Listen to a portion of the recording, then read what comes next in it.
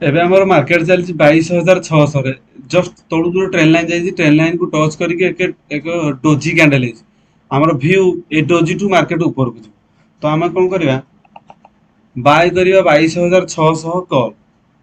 ତ 22,600 କଲ୍ ଆମକୁ ବାୟ କରିବାକୁ ପଡିବ। ଏଇଠି ଆମେ ଟାଇପ କରିବା 22,600 କଲ୍। 22,600 କଲ୍ ଆମେ କଣ କରିବା, 500 କ୍ୱାଣ୍ଟିଟି ବାୟ କରିବା। 500 କ୍ୱାଣ୍ଟିଟି ଆମେ ବାୟ କରିବା। ଆମର ଭ୍ୟୁ ଏଇଠୁ ଅପସାଇଡ ଯିବ।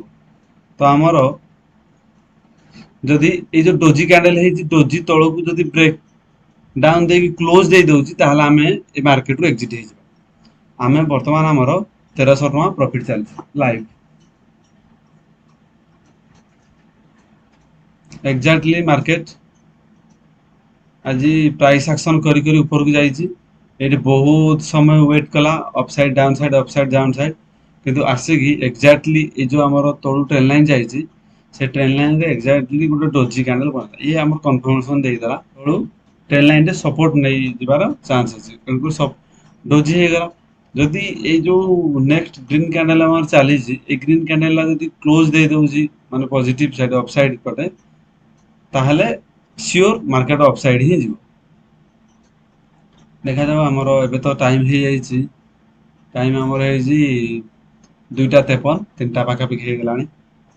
3:30 ଯାକେ ମାର୍କେଟ ଚାଲିବ, 3:30 ପରେ ବନ୍ଦ ହେଇଯିବ। ଷ୍ଟ୍ରଙ୍ଗ ତ ବାଇଂ ଚାଲିଛି, ଦେଖାଯାଉ ଟାର୍ଗେଟ ଆଚିଭ୍ ହଉଛି ନା ନାହିଁ। ଯଦି ଆମେ ଅଫସାଇଡ ପଟୁ କି ଟ୍ରେନ୍ ଲାଇନ୍ ଆସିଛି କିରେ,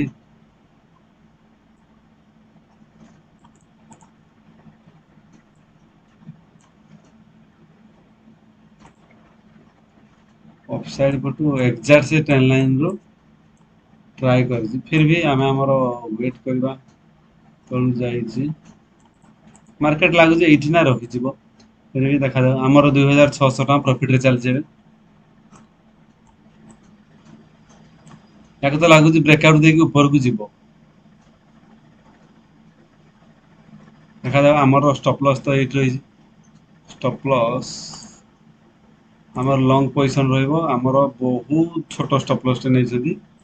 ଏଇଟ୍ ଆମର ଯୋଉ ଡୋଜି କ୍ୟାଣ୍ଡେଲ ହେଇଛି, ଖାଲି ଡୋଜି ତଳକୁ ଆମେ ରଖିବା। ଟାର୍ଗେଟ ଆମର ରହିବ ଅଫସାଇଡ। ଅଫସାଇଡ ଟାର୍ଗେଟ ଏମିତି କିଛି କହିହବନି। ଅଫସାଇଡ ରେ ଆମର ବୁକ୍ କରିଦବା।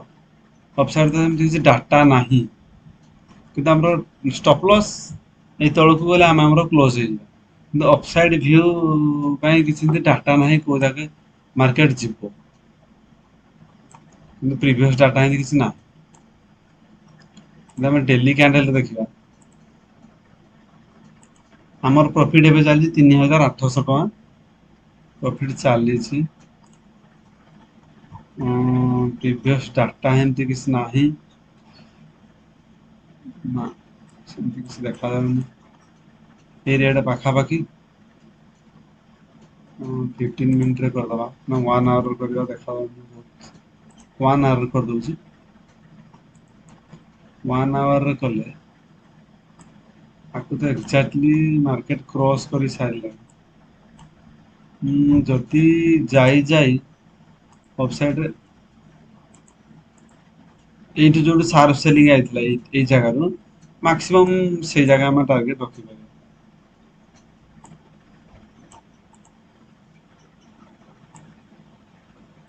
ବାସ୍।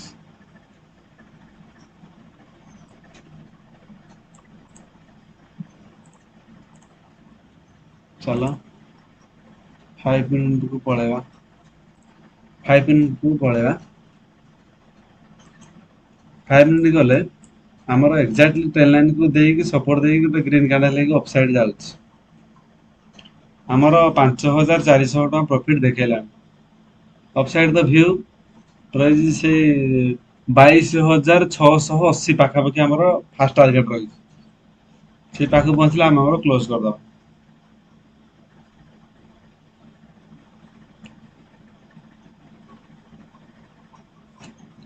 ଚାଲୁ।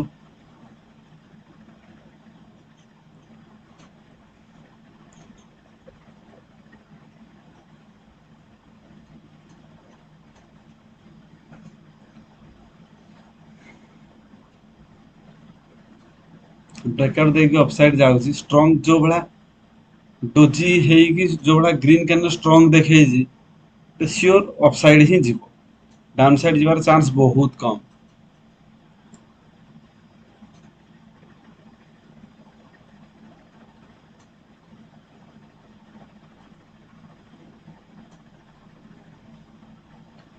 सपोर्ट नहीं ट्रेल लाइन सपोर्ट ये भी सपोर्ट ये आसपास सपोर्ट नेवार चांस अधिक अछि।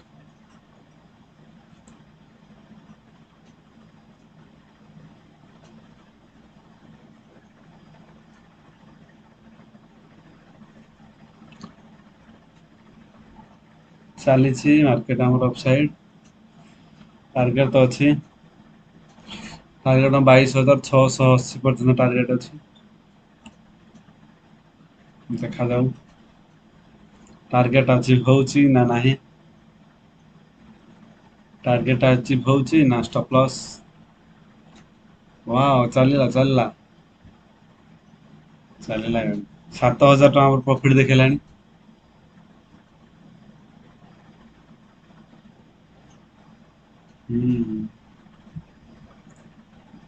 थोड़ा रिट्रेसमेंट देखौची फिर भी व्यू आम ब्रेकआउट दे सारी ऑलरेडी वेट कर केत समय वेट कर करू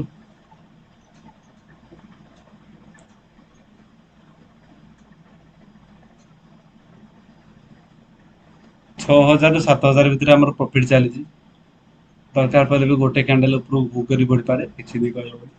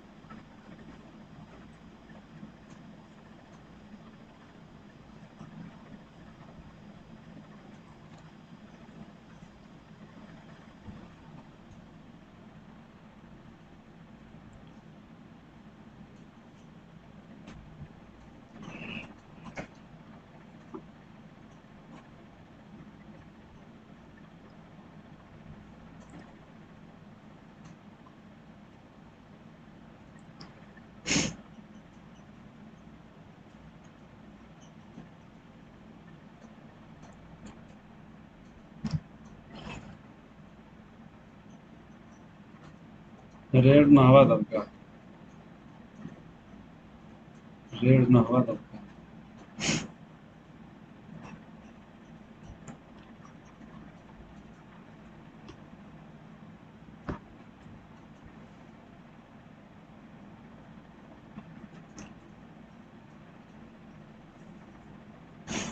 6,000 ଟଙ୍କା ପୁଣି ପାଖାପାଖି ଆସିଲାଣି ପ୍ରଫିଟ୍ ଆମର 5,200 6,300 ଚାଲିଛି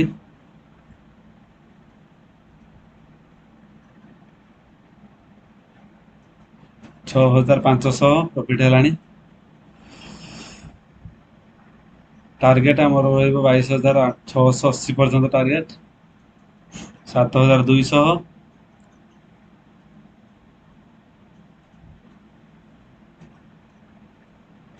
चलो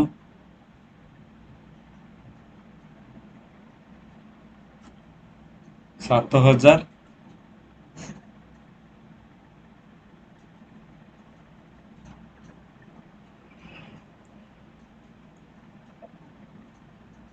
स्टॉप लॉस हिट हम टार्गेट टार्गेट को हमें वेट करा पड़ो सी अप डाउन हो जाऊ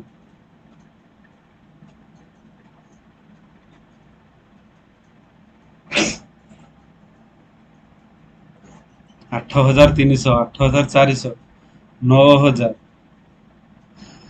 आमर 9,000 पाखापाखि हो गलानी प्रॉफिट 9,000